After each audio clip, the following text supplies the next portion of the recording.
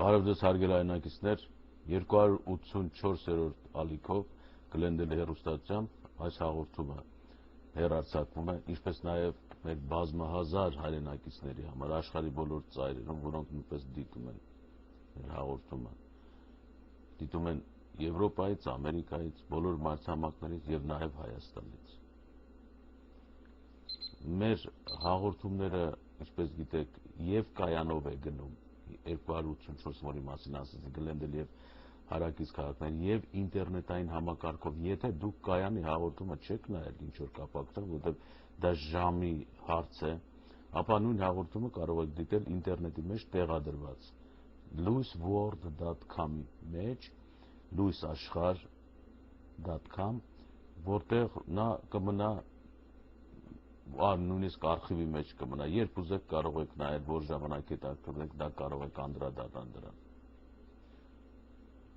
Հայաստանում արդեն կատարվել է, չնայած մենք լրատվություն չունենք, որտեղ ուշ է գալիս, Սերժ Սարգսյանի, Հայաստանի երրորդ նախագահի երդման արարողությունը, որը նախատեսված էր օպերայի հրապարակում, որին ներկա պետք է լինեին 58 երկրներից հրավիրված պատվիրակություններ, ղեկավարներ, եւ այդ հանդիսավոր արարողությունը, երդման արարողությունը, որը նախագահը պետք է կատարի սահմանադրության եւ վեհամոր ավետարանի վրա, հետաքրքիր միջոցառում է դա, որովհետեւ առանձին ներս են բերվում դրոշը, պատվո պահակախմբով, Հայաստանի Հանրապետության գլխավոր դրոշը, սահմանադրությունն են բերում սահմանադրական դատարանից օրիգինալը, այսինքն իսկականը, եւ բերում են Էջմիածնից վեհամոր ավետարանը, եւ այս բոլոր սիմվոլների վրա նախագահը երդվում է հավատարիմ ծառայել հայ ժողովրդին, հասցնել բարգավաճ, հանգրվան եւ այնպիսի լավ խոսքեր, որ երբ որ դուք էլ լսեք այդ խոսքերը, կասեք ինչ լավ ապագա է սպասվում մեզ, որովհետեւ ներկա եք լինում մի մարդու, որը երդվում է, որ պետք է հայ ժողովրդին տանի այդ ուղղությամբ։ Սահմանների անձեռնամխելիությամբ եւ հայրենիքի պաշտպանությամբ այսպիսի լավ խոսքեր կան դրանց մեջ։ Բոլորդ գիտենք, որ Հայաստանում իրադարձությունները մնում են լարված եւ Սերժ Սարգսյանի օծման կամ երդման արարողությանը տարբեր տեղերում տարբեր ձևով են արձագանքում։ Հիմնականում մեր ցավը կամ ամենաանհաջող կետերից մեկը այդ ուղղությամբ ստացվեց Լոս Անջելեսում ապրող հայերի համար, այն միջոցառումները, որոնք որ վերքի նման նստած են եւ երկար ժամանակ կնստեն, երբ փեղկված հանրություն մենք ունեցանք Լոս Անջելեսում, կապված Սանսեթի բողոքի ցույցերի հետ ընդդեմ նախագահական ընտրություններին եւ 3 ապրիլի 8-ին այդպիսի մի միջոցառում է եղել, որը արդեն որպես լրատվություն հասել է, գնացել է Հայաստան եւ մտել է այն թերթերի մեջ, որոնք քայքայիչ գործունեություն են կատարում Հայաստանում։ Ավելի շուտ երեխայական մոտեցում են ցուցաբերում պետականակերտման մեջ։ Իհարկե այս երևույթը մեզ առաջ շատ էր անհանգստացնում, բայց երբ որ հասկացանք, որ լրատվամիջոցներում աշխատողները պարզապես չեն հասկանում ինչ են անում, մի փոքր մենք հասկացանք, հանգստացանք, որ ժամանակի ընթացքում այդ հիվանդությունը կանցնի։ Բայց մինչ այդ ես կարդամ այդ հաղորդագրությունը, որը նվիրված է, այսպես ասած, ճակերտավոր Սերժ Սարգսյանի երդման արարողությանը Երևանում։ Ահա այդ վերնագիրը, ամերիկահայերը պահանջում են չճանաչել Սերժ Սարգսյանին։ Սա տպել է Ամեկ+ թերթը եւ վերնագրի մեջ արդեն հասկանալի է, որ ամերիկահայ արտահայտությունը, որ պահանջում են չճանաչել սադրիչ վերնագիր ունի մի թեթև։ Նրանք կարող են ասել օրինակի համար, որ Գլենդելում տեղ ունեցավ բողոքի ցույց կապված Սերժ Սարգսյանի ընտրությունների կամ երթման արարողության հետ, բայց ամերիկահայերը 1 միլիոնից կես հայերի անունից ոնց կարելի է այդպիսի վերնագիր դնել ու շփոթություն առաջացնել։ Ապրիլի 8-ին ժամը 18-ին Հոլիվուդի Little Armenia թաղամասում ավելի քան 5000 ամերիկահայեր իրենց բողոքը արտահայտեցին Հայաստանում մի քանի ժամ հետո կայանալիք նախագահի երթման արարողության կապակցությամբ։ Ըստ Լևոն Տեր-Պետրոսյանի աջակցության ԱՄՆ-ի կենտրոնի լրատվական ծառայության բողոքի ցույցի մասնակիցները ստորագրեցին դիմումի տակ, այսինքն 5000 ստորագրություն են հավաքել հավանաբար, որովհետև չի ասում, որ ինչքան հավաքեցին, ուղղված ԱՄՆ-ի եւ եվրոպական երկրների կառավարություններին, որպեսզի նրանք չճանաչեն Սերժ Սարգսյանին որպես ընտրված Հայաստանի Հանրապետության նախագահ, ձեռնամուխ լինեն անկախ միջազգային հետաքննություն անցկացնելուն, աջակցեն անհապաղ ազատելու քաղաքական բանտարկյալներին եւ Հայաստանում ժողովրդավարական կառավարման համակարգի վերահաստատելուն։ Ցույցի ընթացքում մասնակիցները 1 րոպե լռությամբ հարգեցին մարտի 1-ի զոհվածների հիշատակը։ Բողոքի ցույցը կազմակերպել էր Լևոն Տեր-Պետրոսյանի աջակցության ԱՄՆ-ի կենտրոնը։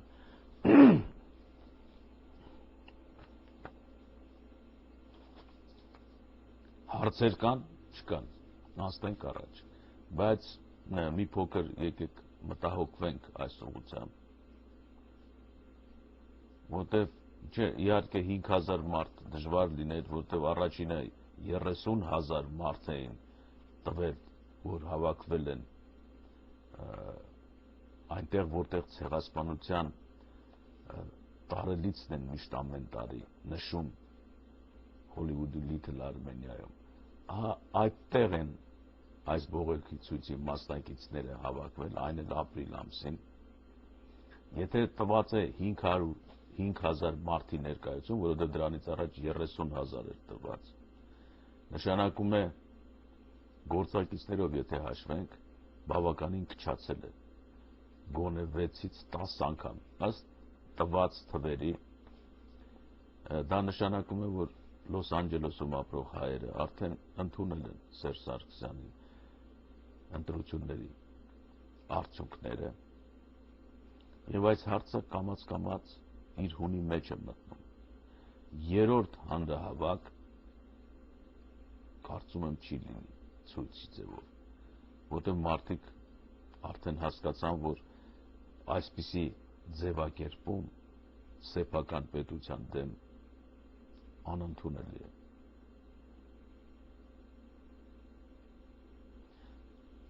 Որտեղ դիմումի տակ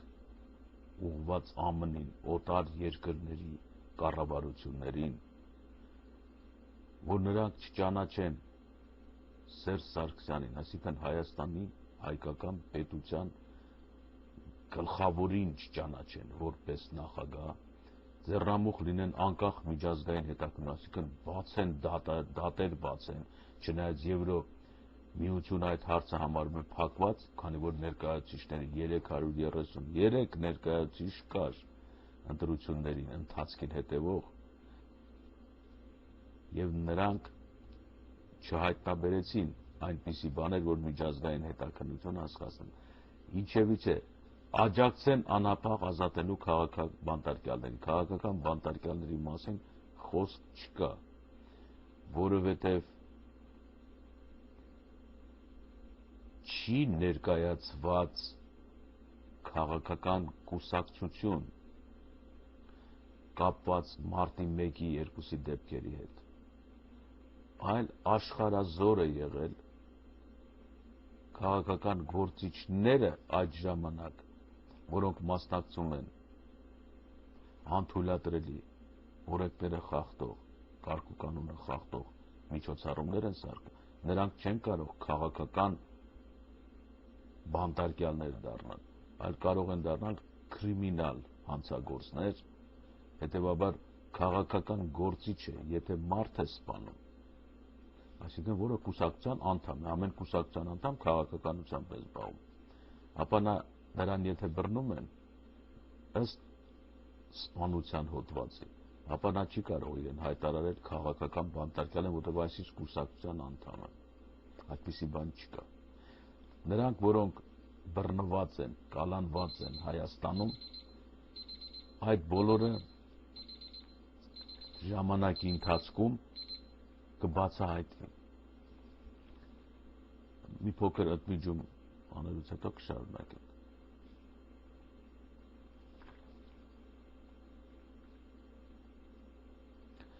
Շարունակում ենք մեր հաղորդումը։ 100-ից ավելի մարդ կալանավորվեց մարտի 1-2-ի դեպքերի ընթացքում, նրանց մեծ մասը ստորագրություն է տվել եւ ազատության մեջ է, որոնք վկաների ձևով պետք է հարցաքննվեն հետագայում դատավարությունների ընթացքում։ Շատերին ազատել են, իսկ հիմնական մեղավորներին իհարկե կպատժեն քրեական օրենքներով, որովհետև եթե քրեացին դեպքեր են կատարվել, ավիրվել են, այրվել են, մարդիկ են, իրավապահ է սպանվել, իրավապահի սպանությունը, զինվոր սպանվի, դա նշանակում է, որ այնտեղ ոչ միայն կրիմինալ կա, այլև հայրենիքի հետ կապված ուրիշ հարցեր կան, եւ այս բոլորը կբացահայտվի, դες տեղյակ կպահի պետությունը, թե ինչ է կատարվելու այս ուղղությամբ, եւ մենք կհասկենք դրան։ Ամերիկահայերը պահանջում են չճանաչել Սերժ Սարգսյանի այս ակտիվությունը, որը կատարվեց ապրիլի 8-ին, խիստ կապված է Հայաստանի Հանրապետության արտաքին գործերի նախարարության թուլության հետ իհարկե։ Սփյուռքը իրավունք չուներ այսպիսի քաղաքական պայքարի մեջ մտներ հանուն Հայաստանի մեջ կատարված իրադարձությունների։ Գոնե նա պիտի պահպաներ չեզոքությունը, ամենաքիչը, չեմ ասում հայապաշտպանությունը, պետականապաշտպանությունը կամ չեզոքությունը, կամ պետք է լիներ անտարբերություն, որը նույնպես ընդունելի չէ, բայց ընդդեմ պետականությանը դա արդեն բերում է հանցագործությունները, որը ինչպես դուք տեսաք։ Եվ դրա մեջ մենք տեսանք ժամանակի ընթացքում, որ դիվանագիտական կառույցները մտան։ Ազատության հրապարակում Լևոն Տեր-Պետրոսյանի ելույթների ժամանակ նշվեց եւ բացահայտվեց, որ դիվանագիտական կառույցների մեջ, այսինքն արտաքին գործերի նախարարության մեջ, գործում են մեծ թվով Հայաստանի պետականությունը մերժող պաշտոնյաներ, սկսած արտաքին գործերի նախարարի տեղակալի Բայբուրդյանից, վերջացրած Շուգարյանով եւ մնացած սպասարկող անձնակազմով։ Եվ պարզվեց, որ այս նախարարության մեջ, որի աշխատակիցները հիմնականում տեղավորված են արտասահմանում, դեսպանատներում եւ հյուպատոսարաններում, տեղավորվել են նաեւ եւ մեծ քանակությամբ նախկին Լևոնյան իշխանության ՀՀՇ-ի կուսակցության բարեկամները, մոտիկները, ազգականները, հարազատները եւ այսպես վայելում են արտասահմանի ազատությունը ճակերտավոր, այսինքն փող են ստանում Հայաստանի բյուջեից եւ արտասահմանում են ապրում։ Երբ ուզենան Հայաստանի քաղաքացիությունից կհրաժարվեն եւ կդառնան արտասահմանի քաղաքացիներ։ Այսինքն բարձի թողի վիճակի է եղել արտաքին գործերի նախարարությունը։ Չեմ ասում պետության դեմ լրտեսություն ի վնաս Հայաստանի, անտարբերություն, անհանդուրժողականություն ցանող այս նախարարությունը, արտաքին գործերի նախարարությունը, աչքի էր ընկնում նաև Ղարաբաղյան հարցերի մեջ իր ծուլությամբ, թափթփվածությամբ եւ այսօր հայ պետականության առաջին ցավը, վերքը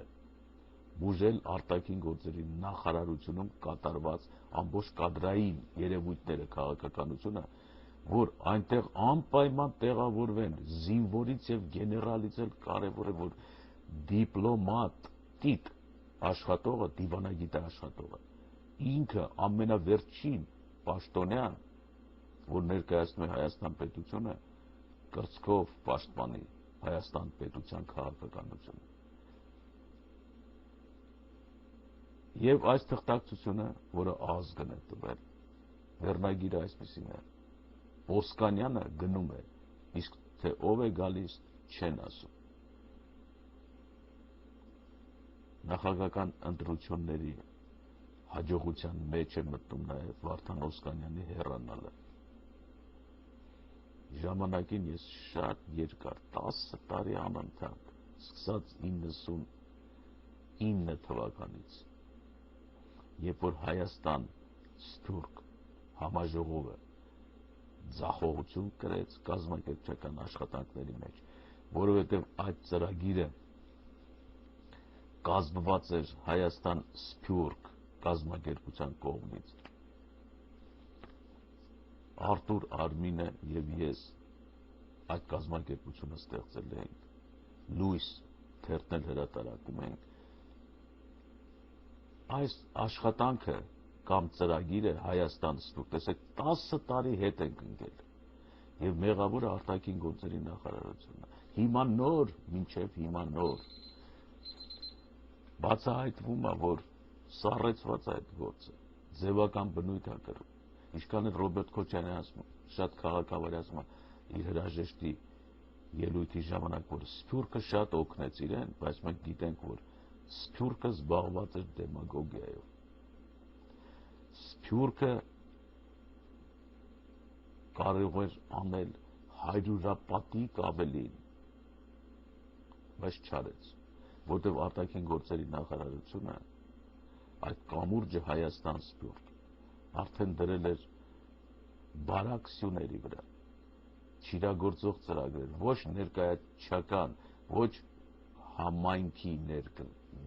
ներգրավմամբ եւ ժողովրդավարական սկզբունքներ չկային այնտեղ։ Նորից ներկայացնում են Սփյուռքը մարդիկ որպես կազմակերպություններ, ընտանեկան կազմակերպություններ են դրանք։ 10-15 հոգի, ասենք, մի non-profit organization, բայց անպագորգոր անուններով։ Ասենք թե համագումար, հայկական համագումար, կամ ինչ որ մի կատաղած անունով կազմակերպություն, ասենք հայրենասիրական մի բան, բայց մեջը մարդ չկա, մեմբր չկա։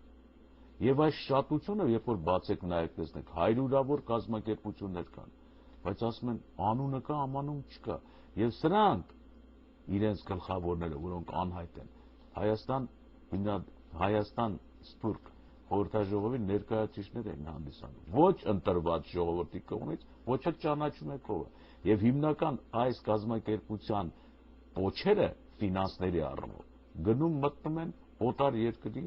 աղբյուրների տակ, այսինքն ֆինանսավորվում են այնտեղից եւ գնում են Հայաստան ներկայացնելու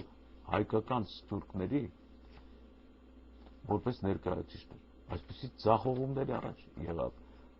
արտաքին գործերի նախարարության վատ կազմակերպման համար։ Եվ այստեղ թղթակցությունը, որը գրել է ազգը, գրված է այդ ոճով, ինչ որ ես ձեզ ասում եմ։ Իհարկե մարդը հեռանում է, հետևից չի շատ բան ասել ու խոսել, բայց 10 տարի առաջ, մինչև նա աշխատում էր, ես թերթում էլ լույսում եմ գրել, ասել եմ, որ արտասահմանում ապրած, սովորած, ծնված մարդկանց արտաքին գործերի նախարարության կազմի մեջ չի կարելի ընդգրկել, որովհետև պետությունը այդպիսի բան չի անի։ Եվ մեր պետականությունը եւ ընդհանրապես մենք շփոթված ենք հայ լինելու հանգամանքից։ Այս երևույթը, որ մենք մեզ շփոթացնում է, ասում ենք հայը եւ թող լինի, որտից ուզում անի։ Պետական անվտանգության շահերը դեմ են այդպիսի միջոցառումների։ Չի կարելի։ Եվ հատկապես պետք է զգուշանալ չնչին բացառությամբ եմ ասում, որովհետև այդ մարդկանց մեջ ազնիվ մարդիկ էլ կային, որոնք հրաժարվեցին հետագայում։ Նրանցից, որոնք որ Սփյուռքից եկան սովետական Հայաստան բարձրագույն ուսումնական հաստատությունները սովորելու եւ հետո վերադարձան Սփյուռք։ Սա իհարկե դիտվեց սովետական շրջանում։ Սա դիտվեց իբր թե Սփյուռքի եւ սովետական Հայաստանի կամրջող ինչ-որ բան, բայց իրականում այդ մարդիկ վերապատրաստվում էին սովետական Հայաստանում, հետագայում մասնակցելու սովետական Հայաստանից անկախություն ստացած Հայաստանի գործերին եւ այդ գործերի մեջ նրանց գործնեությունը կասկածելի է։ Տեսեք, թե ովքեր են ղեկավարում այս ցույցերը, որը Հոլիվուդում կատարում է։ Նորից մի բժիշկ կա, որը որ Հայաստանում է սովորել։ Իրավաբաններ կան Հայաստանում, չգիտեք ինչեր կան։ Սփյուռքից հնչակյան կուսակցությունը հավաքեց, ուղարկեց պետության հաշվին երկու անգամ ավել թոշակ ստանալով մեր ուսումնական հաստատություններում սովորեցին, հետո վերադարձան Սփյուռք եւ հիմա աշխատում են Հայաստանի պետականության դեմ։ Այս հանգամանքը սրանից 20-30 տարի առաջ էր հայտնի, թե ինչ պիտի լինի։ Եվ դրանցից մեկը Օսկանյանն էր։ Պոլիտեխնիկա ավարտել, ինչը ավարտել, հետո դիվանագիտության մեջ է հայտնվել։ Եվ 10 տարի մեր դիվանագիտությունը կաղեց, պետք է ասել։ Այո։ Եվ մենք չկարողացանք, ասենք, դիվանագիտության մեջ հաջողություն հասնել։ Կապված Ղարաբաղի, Թուրքիայի ցեղասպանության, Եվրոպայի եւ այլնի։ Արդեն որ 333 հոգի եկան վերջի նախագահական ընտրություններին ստուգելու, քննելու, թե ինչպես են ընթանում ընտրությունները, թե արտաքին գործերի նախարարի վատ աշխատանքի հետևանքներ։ Այսինքն վստահություն չկա հայոց պետության նկատմամբ։ Այս ինչ պրոպագանդա է արված, որ այդտեղ բոլորը կեղծարարներ են, սրիկաներ են, ինչպես է ներկայացված պետությունը, ինչ միջոցներով, թերթերով, բա ինչ արել արտաքին գործերի նախարարությունը։ Ինչու չի համագործակցել անվտանգության ծառայությունների հետ։ Ինչու պետականության դեմ ուղղված այսպիսի միջոցառումներ կան, ինչը միայն ներքին գործերի նախարարությունն է մեղավոր, թե նախագահն է մեղավոր, թե ազգային ժողովը։ Արտաքին գործերի նախարարությունը պատնեշում է միշտ պարտականությունն է օտարերկրյա պետությունների միջամտությունը երկրի ներքին գործերին։ Իր վճռական արտաքին գործերի նախարարության կողմից հրամցված նոտաներով այն պետության ներկայացուցիչներին, որոնք փորձում են սև քսել հայկական պետականության վրա։ Եղել է այդպիսի բան այս տարիների ընթացքում։ Չի եղել։ Նույնիսկ աչքներիդ առաջ 2 տարի առաջ մի փոքր ավել հին ջուղայի գերեզմանները ջարդեցին, կոտրեցին, քշրեցին։ Մակը ռեզալուշեն չհանեց։ Սա ինչի արդյունք է։ Հայաստանի կառավարությունն էր վատ աշխատում։ Կառավարությունը ինչ անի։ Ներքին արտաքին գործերի նախարարը ինիցիատիվ, նախաձեռնություն չունի։ Սիրտը չի ցավում։ Եվ գնալ, գալ, ինչ որ սառը մառը արտահայտություններ։ Կարճ ասած, այդ տնից չէր փեսան։ Նա տան փեսա էր եկել։ Սա վերջնականապես հայտնի է։ Եվ ես պետք է ասեմ, ուրախ եմ, որ Սերժ Սարգսյանի նախագահ դառնալու հետ փոխվեց արտաքին գործերի նախարարը։ Օսկանյանը գնում է, իսկ թե ով է գալիս չեն ասում։ Մի փոքր ընդմիջում կատարենք եւ շարունակենք։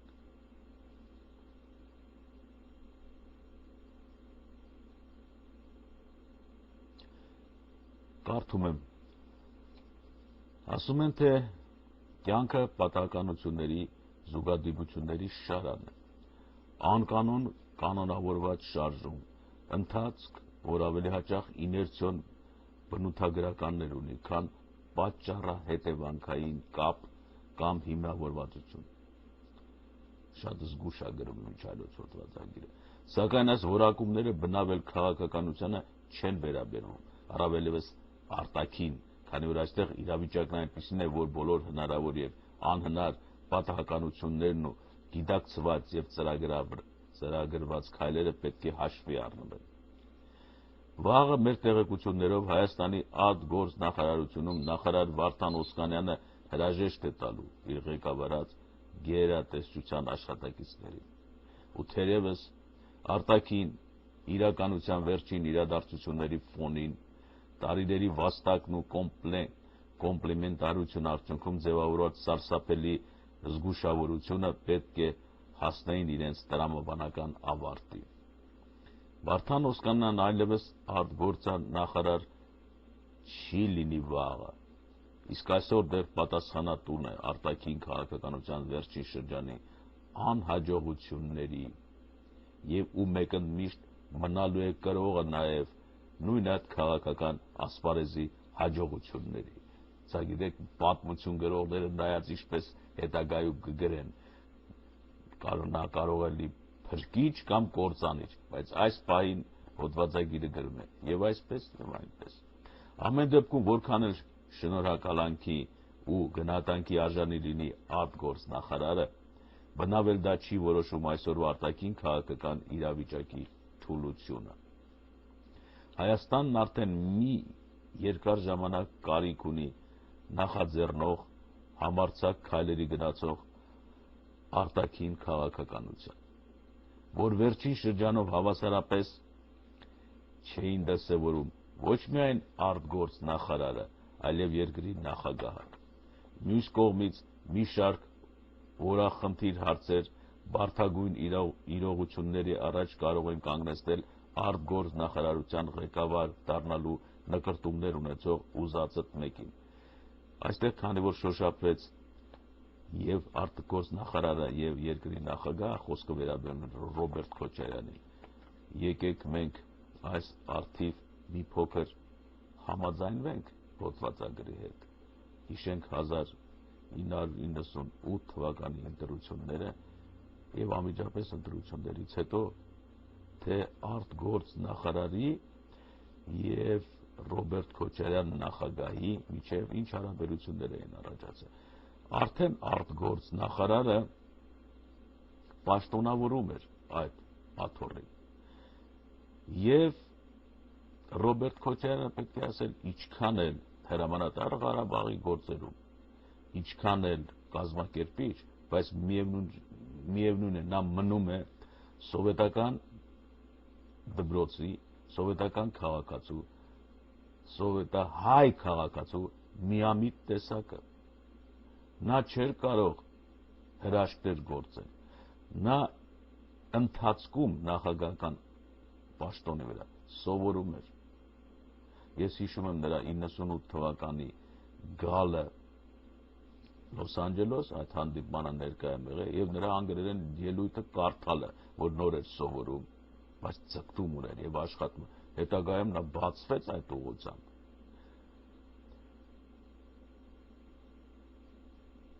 Օսկանյանի հետ 1998 թվականին եւ մի քանիսի հետ անընդհատ ցուցադրում էին բասկետբոլի խաղեր։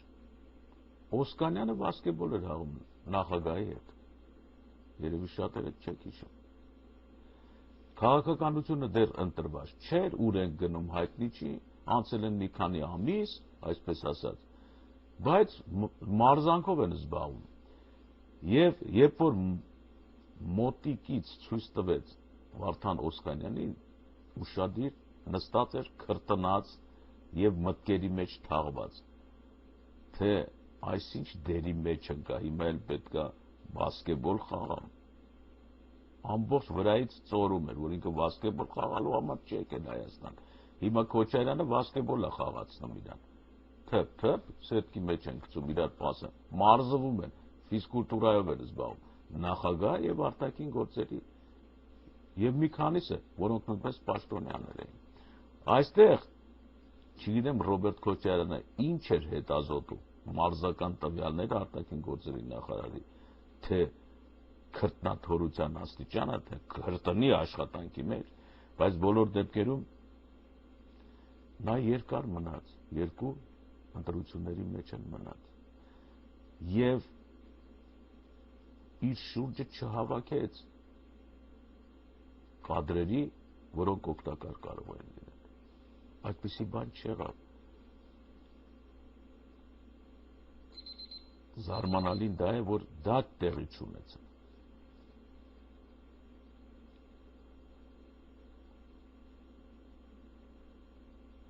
Հակառակը գործեր կատարվեցին, գործեր եղան Հայաստանում, որ մինչև այսօր զարմանալի է։ Արտաքին գործերի նախարարության ես կարծում եմ խողովակով էր դա, այլ կերպ չի պայմանավորված Արմեն Այվազյանի դեմ այն դավադրությունները, որը կատարվեց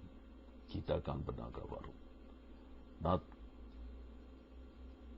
հիմա քաղաքական գիտությունների դոկտոր է, բայց նա պատմական գիտությունների դոկտորի թեզ պաշտպանեց։ Եվ այդ պաշտպանությունը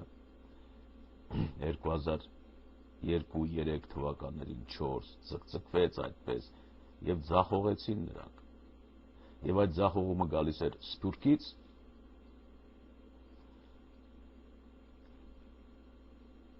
համասարաններում, ամբիոններում տեղավորված հայագիտական ամբիոններում պատասխանատուներից օտար եւ հայ, որոնք կաշառելով հանձնաժողովին, սպառնալով եւ այլն, բայց այդ բոլորը կատարվել են արտաքին գործերի նախարարության խողովակով, որտեղ արտաքին գործերի նախարարության նախարարը գիտեր ով է Արմեն Այվազյանը։ Երբ Արմեն Այվազյանը երբեք չհրավիրվեց արտաքին հարաբերություններում աշխատելու, լինելով բարձր մակարդակի քաղաքական գործիչ եւ պատմական։ Այսինքն նա, որը եւ գիտի Հայաստանը անցյալում փաստագրական հիմունքներով եւ բացի դրանից նաեւ պատկերացնում է Հայաստանի քաղաքականությունը, այսօր ես կարծում եմ առաջինն է հավակնում արտաքին գործերի նախարարի պաշտոնին։ Արմեն Այվազյանի նման երկրորդը չկա Հայաստանում, որպես բնածին պատմագետ եւ քաղաքագետ։ Եվ բոլորդ էլ գիտեք։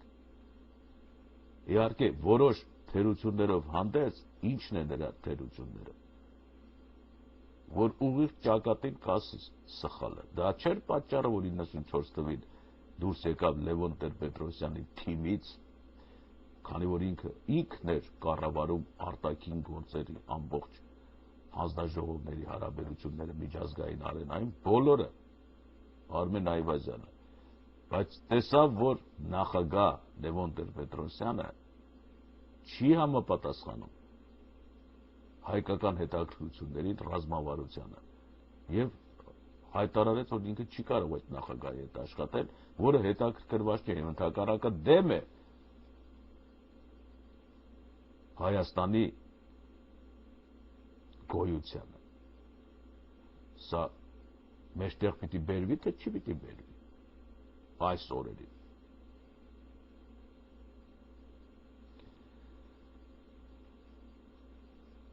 Մասնավորապես շարունակում եմ, ՄԱԿ-ի գլխավոր ասամբլեայում Ադրբեջանի անցկացրած բանաձևից հետո նույն այդ որակի հարթակներում Հայաստանը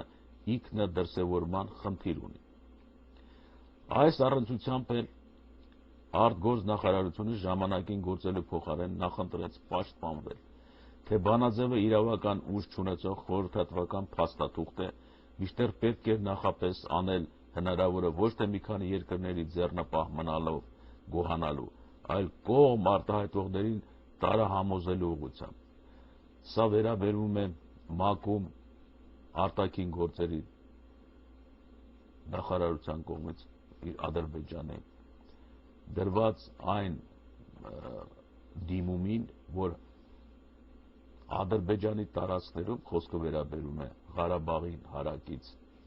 ազատագրված շրջանները, որոնք հայկական տարածքներ են, փաստագրված ամեն ինչ, հողը նույնիսկ գիտի, ուզում եք մի մետր քանդեք, ուզում եք դելո ջուղայի գերեզմանները չկան, որ վերացնեն։ Եվ դիմում էին գրել, որ անտառները վառվում են մեր, իբր թե Ղարաբաղը անփույթ ձևով է վերաբերում բնության պահպանությանը։ Եվ հարցը մտել էր մակ, ոչ թե հայ-ադրբեջանական հարաբերությունների հարցը, այլ բնության պահպանության գործը։ Եվ այդ տարածքները իբր թե որ իրեն են պատկանում, հիմա ուրիշը լավ չի նայում, մինչև տեսնենք ինչ է լինում։ Եվ այս հարցը այնտեղ այդպես էլ ներկայացվեց, որ պետք էր նայել, այսինքն քննարկելու դրեցին, հանգստից հետո կշարունակենք։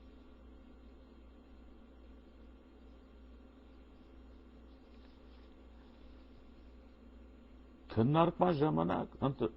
քվեարկության ժամանակ արդեն 100 պետություն ձեռնպահ մնացին, 38-ը թե 7-ը համաձայնվեցին Ադրբեջանի դիմումի հետ կողմ, 7 հոգի էլ դեմ եղան, եւ դեմ եղան գլխավոր պետությունները, բայց սա որպես resolution մնաց եւ ոչ դրան նախորդեց Հայաստանի Հայաստանին եւ հայերին պատկանող հուշարձանների քննարկումը մակում։ Քվեարկության չի դրվել այդպեսի դիմում չի եղել։ Կարճ ասած,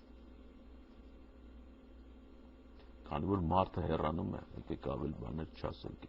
կարդանք ինչ որ գրել է։ Չարվեջ ճիշտ այնպես, ինչպես Հայաստանի Հանրապետության մի շարք ներկայացուցիչներով։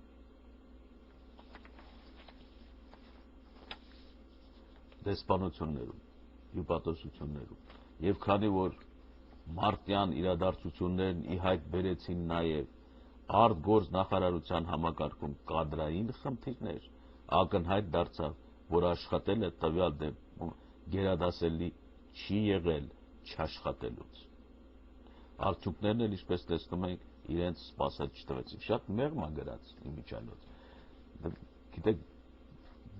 գիրը այդպես պետք է լինի, բայց բանավոր խոսքում ասում են արտաքին գործերի նախարարությունը իր ամբողջ աշխատակազմով Հայաստանի պետականության դեմ գործող նախարարություն է եղել։ Սա շուտ պետք է լիներ 2003 թվականին գոնե Ռոբերտ Քոչարյանը պետք է գլխին գներ, բայց ոչինչ, ընթացքում կիմաստնանան։ Եվս մեկ օրինակ կարելի է բերել Ղարաբաղյան հակամարտության կարգավորման բանակցություններում միջնորդական առաքելություն իրականացնող ԵՀԱԿ Մինսկի խմբի հետ հայաստանյան հարաբերությունների տիրույթից, մասնավորապես այսօր Հայաստանի նախագահի երթմնակալության արարողությանը կմասնակցի ԵՀԱԿ-ի Մինսկի խմբի ամերիկացի համանախագահ, ԱՄՆ պետքարտուղարի օգնականի տեղակալ, ԱՄՆ Հադսոնի ինստիտուտի Եվրասիական քաղաքականության ծրագրով ծրագրի ղեկավար Չեյնո Բարանի ամուսին Մեթյու Բրայզան, ծանոթ եք չէ դրանց, Մեթյու Բրայզան։ Եթե հաշվի առնենք միայն վերը նշվածը, արդեն իսկ բավարար է շատախոս, ամեն առիթով չգիտես էլիշ տրամաբանության ամերիկյան գնահատականներով ամեն ինչ հեղեղող Բրայզային Մինսկի խմբից դուրս հրավիրելու համար։ Իսկ եթե հավելենք, որ Ղարաբաղյան հարցում միջնորդ ներկայացվող Բրայզան ինքն իրեն մասնագետ դիվանագետ է որակում կնոջ հետ հարաբերություններում իր աշխատանքի անկախությունը ապահովելու հարցում, այն դեպքում, երբ նույն Չեյնո Բարանը արդեն որերորդ անգամ ադրբեջանամետ դիրքորոշումներով հարցազրույցներ է տալիս, այցելում է սիրելի հարևաններին ու արժանանում Ալիևի ընդունելությանը, ապա Հայաստանի արտգործ նախարարության լռությունը ուղղակի սխալ է, ինչքան էլ կոմպլիմենտար լինի մեր կեցվածքը։ Ես կարծում եմ, եթե ավարտել եմ դաժան խոսքեր ասել է, բայց նորից պիտի ասեմ։ որ արդեն արտաքին գործերի նախարարությունում հանցագործություններ են կատարվել։ Պետական հեղաշրջման փորձ հրապարակում եւ արտաքին գործերի նախարարությունում։ Տեսեք ինչ է նշանակում։ Արտաքին գործերի նախարարի տեղակալը միանում է խռովարարների։ Արտաքին գործերի նախարարի տեղակալը ում երաշխիքներն է կրում աշխատանքի մեջ։ Իհարկե նախարարի։ Հարցերը միթե պարզ չեն։ Թե նախարարը նոր եկավ եւ տեսավ արտաքին գործերի նախարար տեղակալ իր տեղակալ Բայբուրդյանին, թե իրար հետ չեն խոսել Հայաստանի հարցերի վերաբերյալ եւ սեփական անձնական կարծիքներ էլ գոնե չունեն, որ վիճաբանեն, թե Հայաստանը ուր է գնում, ինչի է գնում։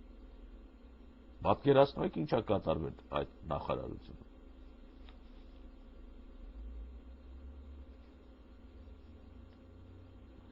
Ամեն դեպքում Օսկանյանի հետ թերևս փակենք նաև կոմպլիմենտարության շրջանը բազմակետ ու դառնանք ավելի նախաձեռնող, սակայն ում հետ սա դեռ մնում է խնդիր։ Շրջանառվող հավանական տեխնատուական անուններից դժվար է որևէ մեկի պարագայում արտաքին քաղաքականության հաջողությունների մասին երազելը, թերևս բացառությամբ Ֆրանսիայում Հայաստանի դեսպան Էդուարդ Նալբանդյանի պարագայի, որը ևս իր հերթին ոչ մի երաշխավորված վիճակի հնարավորության մասին մտածելու առիթ չի տալիս։ Պատկերացրեք ինչ ասեց Հարությունյանը, որը գրել է այս հոդվածը, որը եւ ես կարդացի ձեզ համար, եւ նաեւ իմ սեփական համեմունքները լցրեցի տողերի արանքում։ Չգիտեմ սրտերդ խառնեց, թե ինչ որ համ զգացիք դրանից, բայց որ արտաքին գործերի նախարարությունը ոտից գլուխ պիտի փոխվի, դա փաստ է։ Արդեն այն հիվանդությունը, որ արտաքին գործերի նախարարությունը արտասահմանում ապրելու միջոցը, պետության հիմքերը ցնցում են։ Այսինքն մտնել այդտեղ ծանոթով, բարեկամով, կոնյակով, փող չեմ ասում, հյուպատոս դառնալ այս կամ այն երկրում, կնոջը վերցնել երեխայով, չգիտես ոնց, գնալ այնտեղ մի 2 տարի ապրել, տեղավորվել, հետո մնալ այդ երկրում։ Ու պետությունը պայմանագիր չունենա իր աշխատակցի հետ, Հայաստանի պետությունը, որ դու դիվանագետ ես, վերջացրիր, երբ որ քեզ կանչեն, հետ պիտի գաս։ Դու իրավունք չունես այդտեղ, ինչ որ ապաստարաններ խնդրես, եւ այդ միջպետական հարաբերությունների մեջ պիտի դա մտցված լինի, որ այստեղ պիտի աշխատի հայրենասեր մարդը, որ փետովել Հայաստանից դուրս հանես, գնա աշխարհը պտտի դերով բարձով դիվանագիտական հետ է գալու։ Բա ոնց եք պատկերացնում, որ հասարակ քաղաքացիներ չեն դրանք, դրանք զինվորներն են մեր դիվանագիտական, ոնց կարող է զինվորը հանկարծ գնա ու չվերադառնա։ Եվ այս հարցը չի դրած, հա, որ իրավունք չունես արտասահմանում ապրես, գործից ազատվելուց 10 տարի կամ 20 տարի։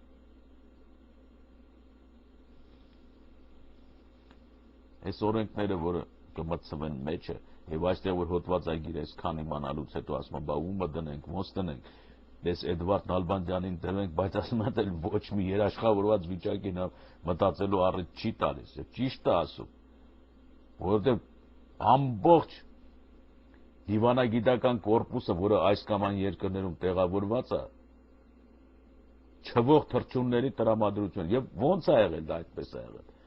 10 տարի Օսկանյանը հատկապես պատրաստել է կադրեր, ընդունել է կադրեր։ Իր կադրերն էին, չէ՞ որ։ հեղափոխությանը միացան։ Ինչա մնում էր ինքն էլ կանգնել հրապարակում։ Ծանր հոդվածներ են դրված մեջտեղ։ Ծանր, շատ ծանր իրավիճակ է։ Ունենք արդյոք դիվանագիտական պաշարներ արտաքին գործերի նախարարությունը բեռնավորելու, զբաղեցնելու համար։ Հավանաբար ունենք, չի կարող պատահի չունենանք Հայաստանում։ Եվ ես իմ կողմից, այսինքն ձեր կողմից, որովհետև ձեզ ծանոթացրել եմ, եւ դա եղել է իմ աշխատանքներից մեկը, որ Արմեն Այվազյանը այդ գործի համար թեկնածու կարող է։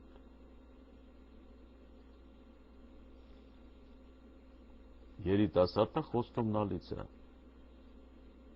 Կարծում եմ կառավարությունը այդ հարցը կարող է առաջ կացնել։ Եթե նույնիսկ չեղավ էլ, բայց ընդգրկել այդ գործի մեջ Արմեն Այվազյանին։ Պետք է։ Որտեղ կռվող տղա է ինքը։ Ոչ թե գեներալը վիզը հաստացրած կամ ինչ-որ գլխարկով բանով, այդպես չի։ Նա հետախույզ է Արմեն Այվազյանը։ Իսկ հետախույզը տասնյակ բանակներ արժեն։ Սրանով ավարտում ենք այսօրվա հաղորդումը, հարգելի։ Կհանդիպենք վաղը։